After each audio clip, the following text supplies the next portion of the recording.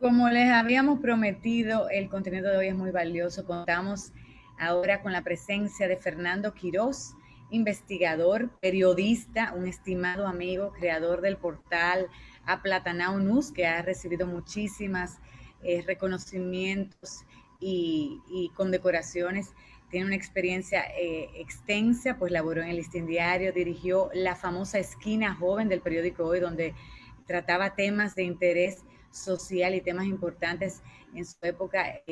Como dije, ha recibido múltiples reconocimientos por sus trabajos periodísticos e investigaciones, incluyendo Un Soberano por el documental Las Expediciones de Junio hacia la Libertad o la Muerte, y hoy está con nosotros para hablar sobre esta nueva pieza tan importante, una pieza histórica, que es Los Héroes del 14 de junio. Bienvenido, Fernando, ¿cómo estás? Buenos días, Lara, todo equipo, a Tommy, a Nereida, qué placer estar con ustedes, con toda la audiencia de Contraportada. Un placer. Bueno, para nosotros es un gran honor, además de toda la estima que te tenemos. Claro, ahí está Nereida, y estamos todos y estábamos muy entusiasmados de poder tenerte esta mañana. Tú la verdad que te has destacado por ser siempre un profesional del periodismo, pero te has destacado por ir más allá del diarismo, sino te has involucrado y has incursionado en el tema de la investigación. Entonces, traer ahora este documental sobre el movimiento de liberación, como fue el 14 de junio, es un tema importantísimo. Cuéntanos qué te motivó a hacer esto. Bien, pues tal como dices, cuando dirigí el conversatorio La Esquina Joven del periódico Hoy, estuve allá 98-2008. Aproximadamente en el 2006 yo tuve la oportunidad de reunir a 3 de los héroes nacionales sobrevivientes, el comandante cubano Delio Gómez Ochoa y los dominicanos don Mayobanet Vargas y don Poncio Pousaleta. En ese momento noté el interés que tenía la juventud en que le contaran esa epopeya, esa parte importante de la historia. Entonces estuve luego en el periódico Listín Diario y ahí ya realicé de manera más profunda, de manera más documentada, una serie de reportajes que se denominó Enamorados de un Puro Ideal. Esa fue la gran zapata para entonces luego pensar en lo que era el audiovisual, 2011-2012. En el 2013 ya teníamos inaugurado, estrenado en el Teatro Nacional este documental que en el 2014 gana un premio soberano. Ahora lo que tenemos es un documental que estaba en DVD, que va a la plataforma de streaming de Pelidón de la mano de Alfonso Rodríguez. Entonces ya cada dominicano, no importa si está en el país o en otro lugar del mundo, puede tener accesibilidad. Y te lo resumo.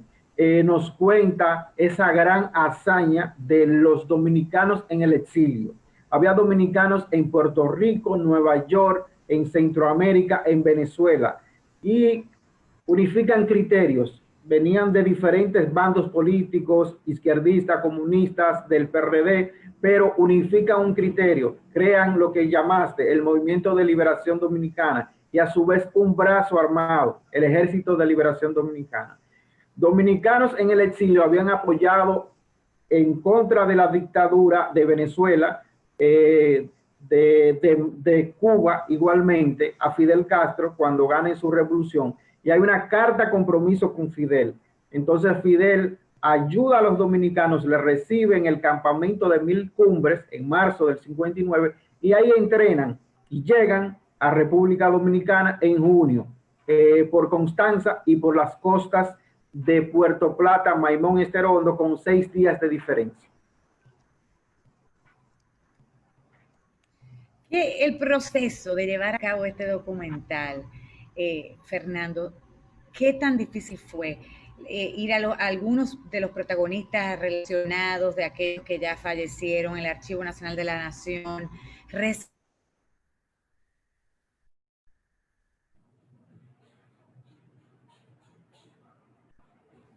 Hay problemas. Me imagino que ella estaba consultándote sobre el tema de cómo fue ese proceso para tú poder recopilar toda la información y tú poder llevar en un solo documento, en un solo video, todo lo referente a ese movimiento. Cuéntanos un poco de ese Sí, proceso. ese es un proceso bien arduo, porque sabrán ustedes qué tan difícil es conseguir documentos de la época, fotografía e historia. Lo que sí me apoyé en la Federación de Fundaciones Patrióticas, especialmente en la Fundación Héroes Constanza y Maimón Estero Hondo, y en el Museo Memorial de la Resistencia. Igualmente, me apoyé en una búsqueda intensa en el Archivo General de la Nación.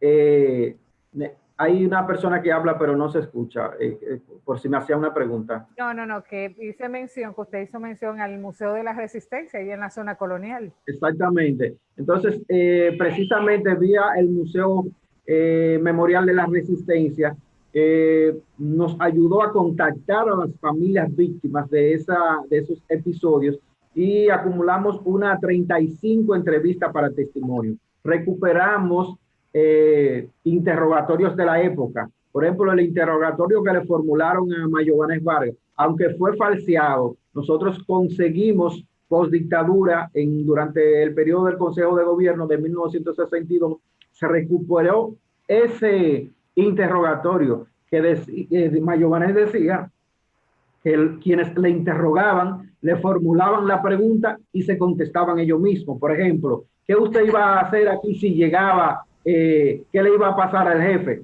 Lo iba a matar, le respondía. Entonces era todo eso. Entonces todos estos muchachos que llegaron, por ejemplo, para hacer la historia completa brevemente, por Constanza 54 expedicionarios en el frente aéreo, que lo dirigía Enrique Jiménez Moya, la misma prolongación Chuchi, por Estero Hondo y por Maimón vinieron 2 lanchas, la Tinina y la Carmen Elsa. Esos eran 148, divididos en 96 y 48.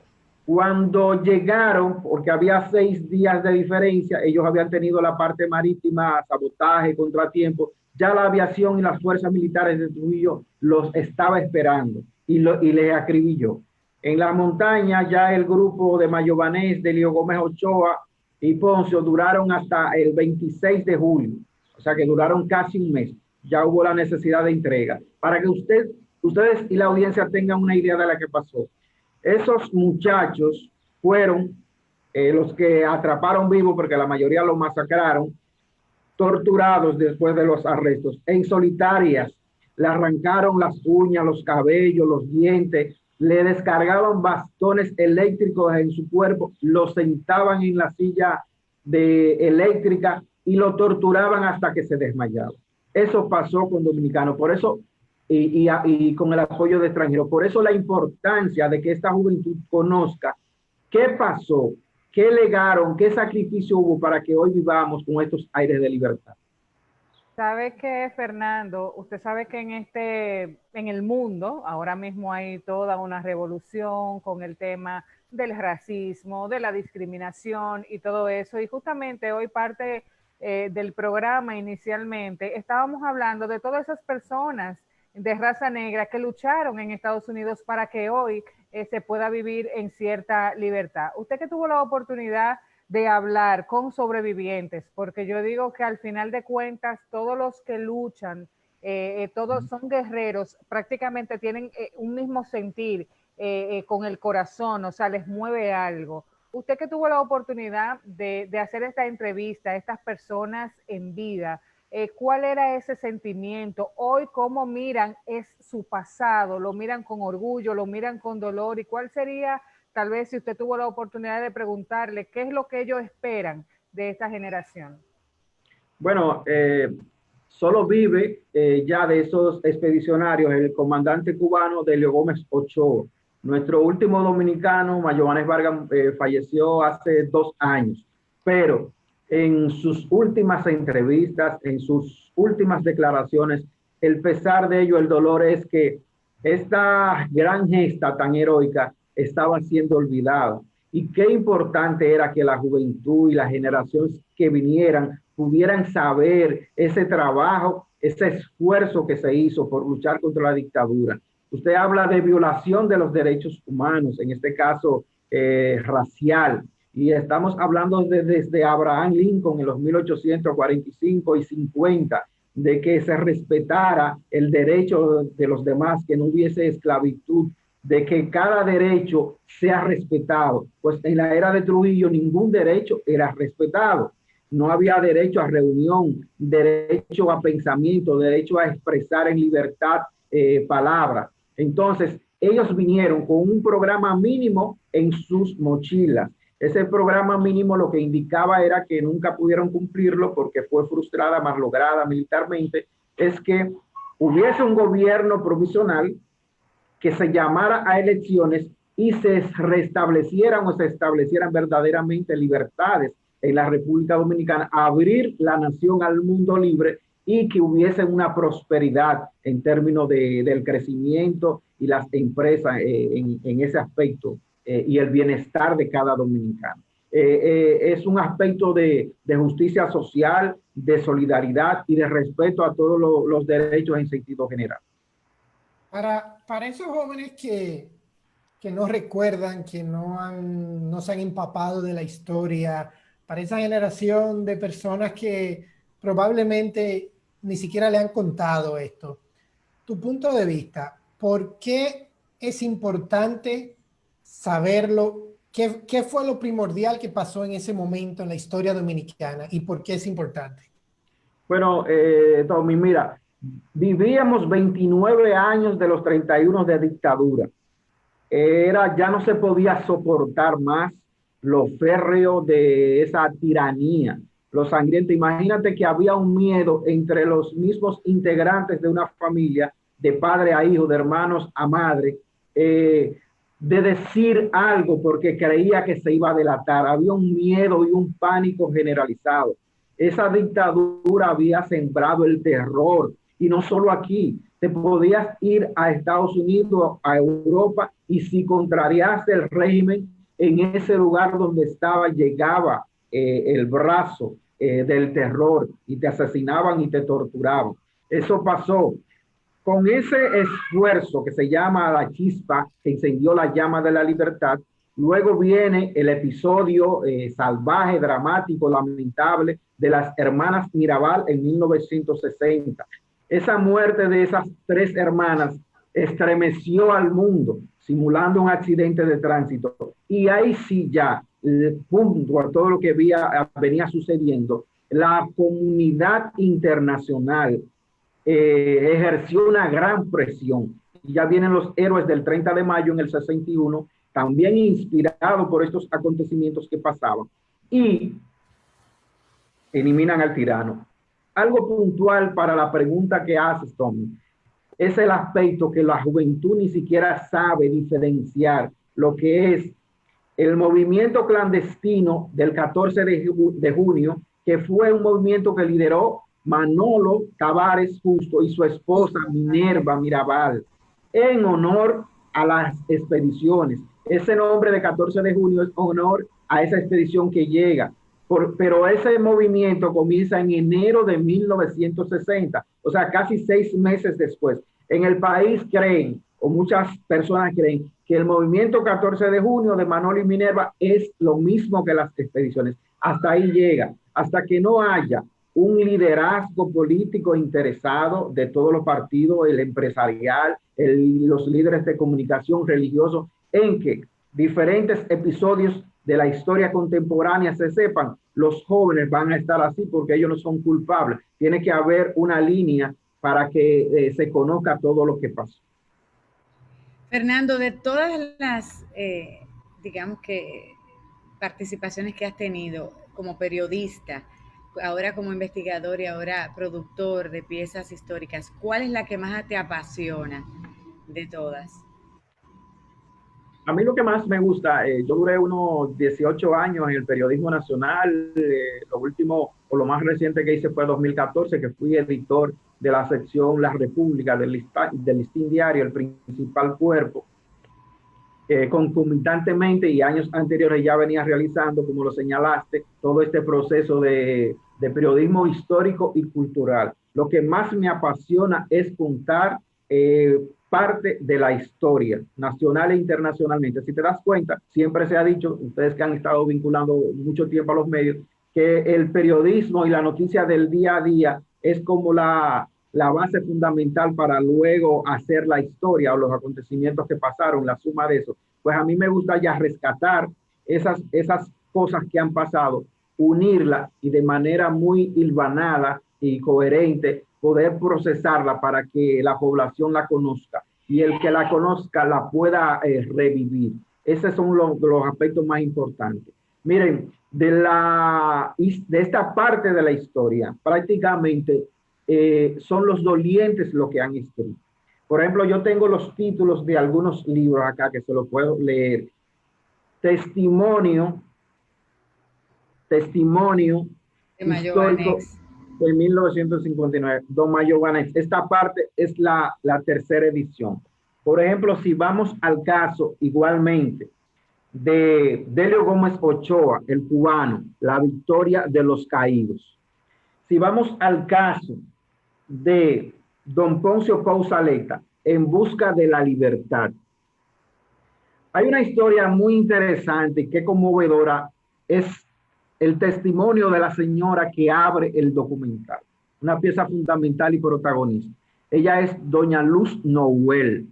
¿Por qué doña Luz Noel abre el documental? Porque ella es la madre de Leopoldo Jiménez Noel. Tenía 17 años cuando se enroló en las expediciones desde Caracas, Venezuela, donde estaban en el exilio. Y ella cuenta llorando en ese momento que él le pidió permiso para venir a las expediciones, un menor. Y luego de muchas conversaciones familiares, él se enroló y vino. Pues ella murió a los 100 años, hace 2 años. Y ella nunca, Lara y Tommy Nereida, sabe dónde quedaron los restos de su hijo. Y ese es el gran dolor. O sea, después de torturados, esos muchachos fueron lanzados sus restos en fosas comunes. Ya pueden imaginar cómo podrán vivir o malvivir la familia con esos recuerdos. Mira, ¿dónde la gente, perdón, Tommy, dónde la gente puede acceder? Aquí tenemos un radio escucha que no es tal en este momento.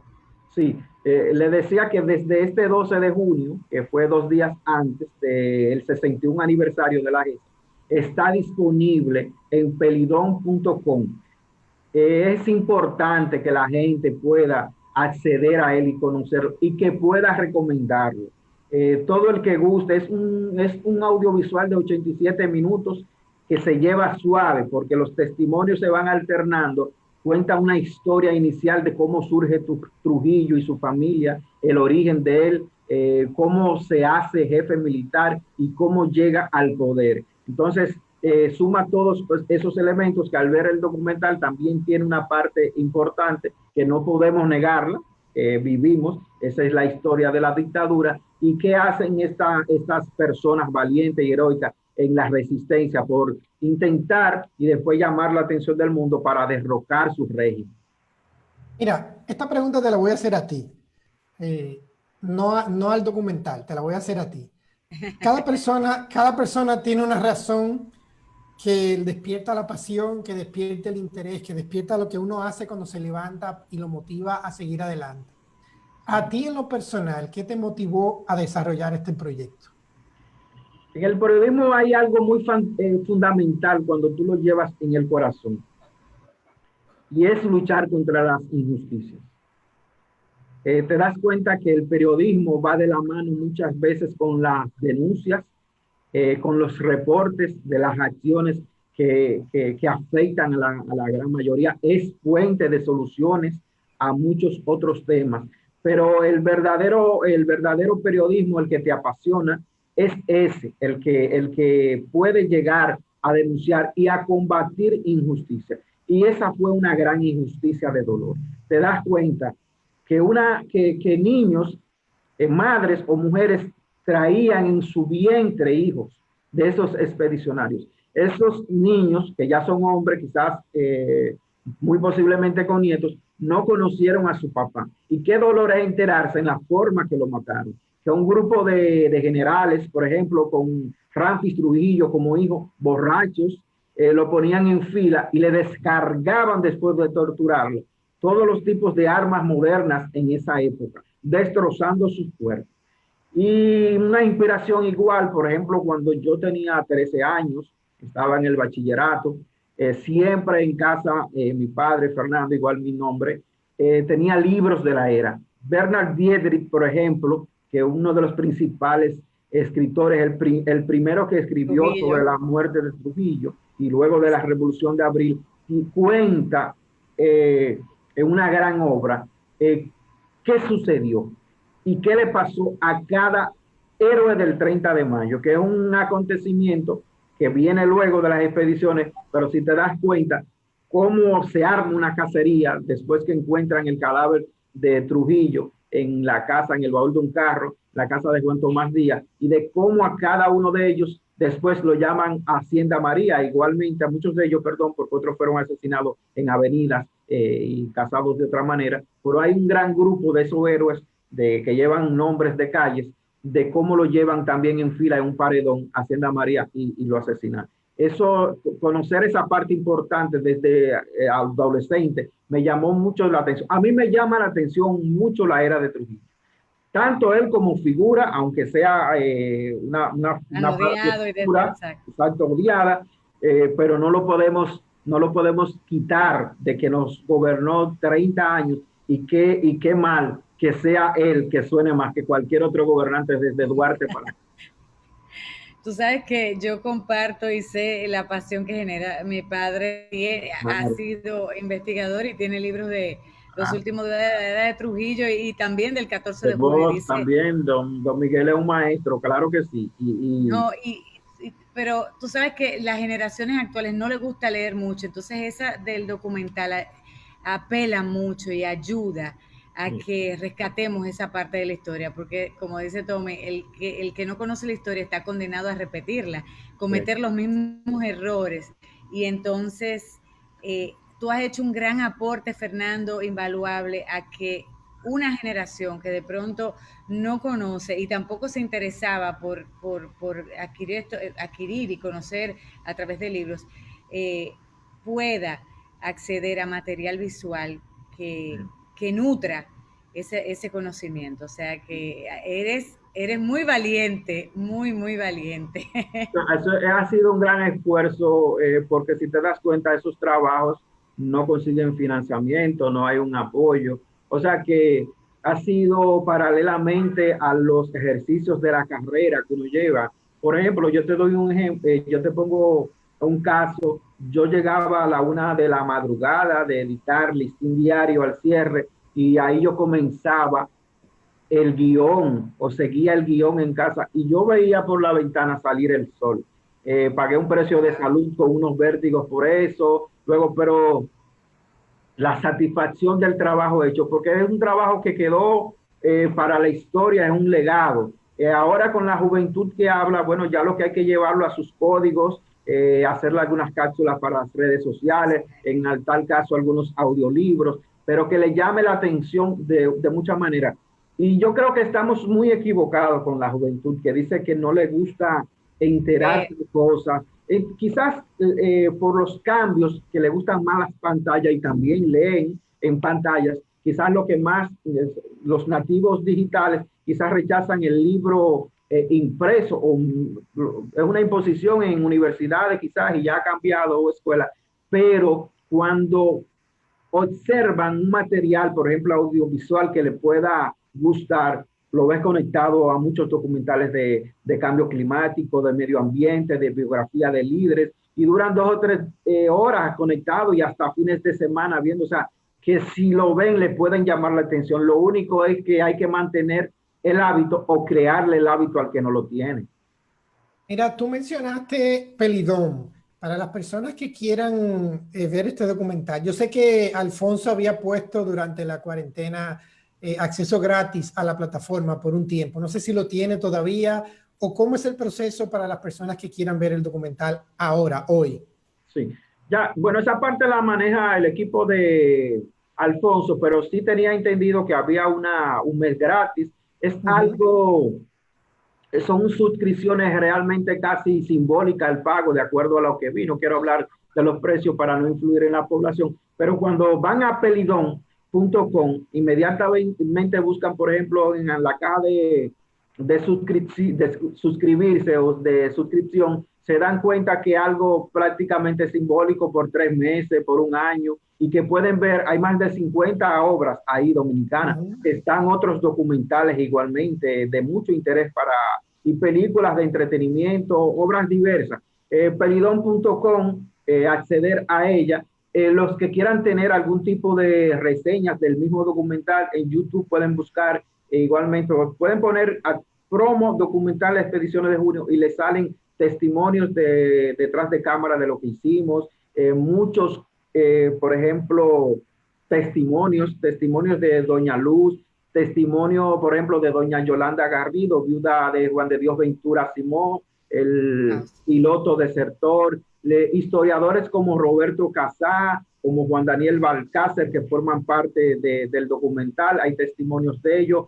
Radamés Gómez Pepín, el legendario director del periódico Nacional, ya fallecido, igualmente participa en el documental. Doña Catana Pérez nos explica la música de la era de Trujillo, también recientemente fallecida. O sea que le estamos hablando de un equilibrio de profesionales y expertos en diferentes áreas, contado, narrado, configurado, alternado con los protagonistas. Yo le llamo víctimas colaterales, a las viudas, a las hermanas, a los hijos.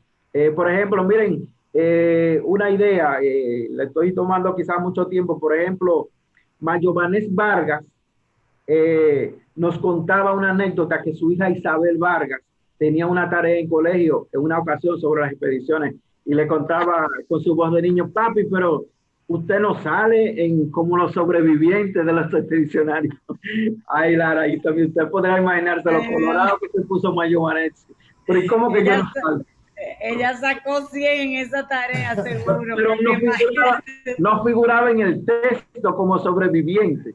Y ya tú te podrás imaginar, pues hoy Isabel, ya adulta, joven, es la presidenta de la Fundación Héroes de Constanza Maimón Esterondo. Tiene mucho sentido que esta generación asuma ese compromiso, asesorado por todos estos equipos de hijos, de viudas y demás, pero sintoniza mucho con lo que tiene que ver ahora con las generaciones actuales y próximas.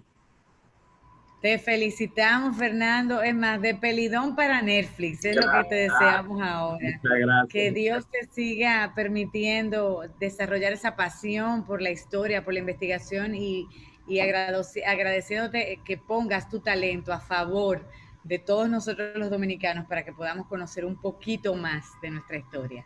El honor es mío poder servir a través de una carrera que me gusta tanto. Gracias a ustedes, Lara, Tom, a toda la audiencia de Contraportada, y estamos siempre a la orden. No olviden suscribirse en Pelidón y vean esa obra que me gustaría que por algún lugar que me contacten, me comenten qué les pareció. Que tengas un feliz día, Fernando, y a ustedes que están conectados con nosotros, ya sea por Facebook Live, por la emisora. Gracias por la sintonía y nos vemos mañana viernes. 103.7